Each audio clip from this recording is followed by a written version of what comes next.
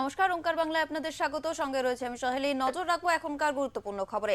দাঙ্গাবাজরা বেলডাঙ্গা অবরুদ্ধ করে রেখেছে নদিয়ায়, বললেন সুকান্ত মজুমদার। যারা সিএ ওয়াকফ নিয়ে অশান্তি করেছিল, আজ তারাই বেলডাঙ্গা সারাদিন ধরে অবরুদ্ধ করে রেখেছে বলে দাবি করেন তিনি। শুক্রবার নদিয়ার আসাননগর বাজারের সংকল্প সভায় যোগ দিয়ে বেলডাঙ্গার ঘটনা নিয়ে এমনই মন্তব্য করলেন কেন্দ্রীয় প্রতিমন্ত্রী সুকান্ত মজুমদার। এদিন সভা মঞ্চ থেকে দাঁড়িয়ে তিনি রাজ্যের মুখ্যমন্ত্রীকে হুঁশিয়ারি দিয়ে বলেন, আপনি যদি এই দাঙ্গা না সামাল দিতে পারেন, একজন মুখ্যমন্ত্রী হয়ে আমাদের ছেড়ে দিন, আমরা আধ ঘন্টার মধ্যে ঘরে ঢুকিয়ে দেব।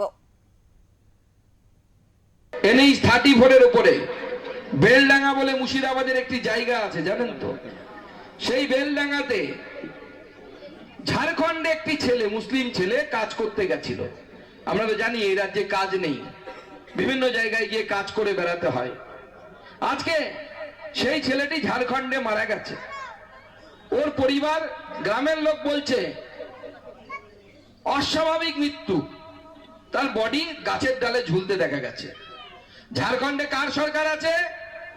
হেমন্ত সোরেন তার মুখ্যমন্ত্রী। পার্টির নাম ঝাড়খণ্ড মুক্তি মোর্চা। বিজেপি সরকার আছে কি? নেই, ওখানে বিজেপি সরকার। ইন্ডি গঠবন্ধনের সরকার, যে ইন্ডি গঠবন্ধনের মালিক, অন্যতম মালিক হচ্ছে মমতা বন্দ্যোপাধ্যায়। আর সেই মমতা বন্দ্যোপাধ্যায় বলছে যে বিজেপি দাঙ্গা লাগাচ্ছে। সেখানে হাজার হাজার যুবক যারা সিএর সময় দাঙ্গা করেছিল, যারা ওয়াকফ সম্পত্তি নিয়ে দাঙ্গা করেছিল, ওয়াকফ আইন নিয়ে, তারা সকাল থেকে ন্যাশনাল হাইওয়ে বন্ধ করে দিয়েছে। আর সেখানে একটি নিউজ চ্যানেল আপনারা সবাই চেনেন, 24 ঘন্টা, তার একটি মেয়ে সাংবাদিক, তার মাথা ফাটিয়ে দেওয়া হয়েছে, তার পা ধরে টানা হচ্ছে, তার চুল ধরে টানা হচ্ছে। এবং আমি বলছি পুরোটাই সাম্প্রদায়িক উদ্দেশ্যে করা। মেয়েটি যেহেতু হিন্দু, সেহেতু তাকে বাগে পেয়ে তার ইজ্জত নেওয়ার চেষ্টা, তার শ্লীলতাহানির চেষ্টা ওখানে দাঙ্গাকারীরা করছে। এই দাঙ্গাকারী তো সব জায়গাতেই থাকে, এরকম নয় তো শুধু পশ্চিমবঙ্গে আছে, অন্য জায়গাতেও আছে, আমরা মানছি।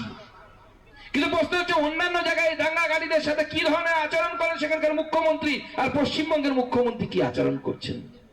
পশ্চিমবঙ্গের মুখ্যমন্ত্রী কিছুক্ষণ আগে মমতা বন্দ্যোপাধ্যায়, তিনি টিভিতে এসে বলেছেন, আমি ওদেরকে আটকাবো কি করে? ছি ছি জি মুখ্যমন্ত্রী, আপনি যদি ওই পদে থেকে আটকাতে না পারেন, ওই পদ ছেড়ে দিন, বিজেপিকে দিয়ে দিন, আধ ঘন্টার মধ্যে সবাইকে বাড়িতে ঢোকানোর ব্যবস্থা ভারতীয় জনতা পার্টি করবে।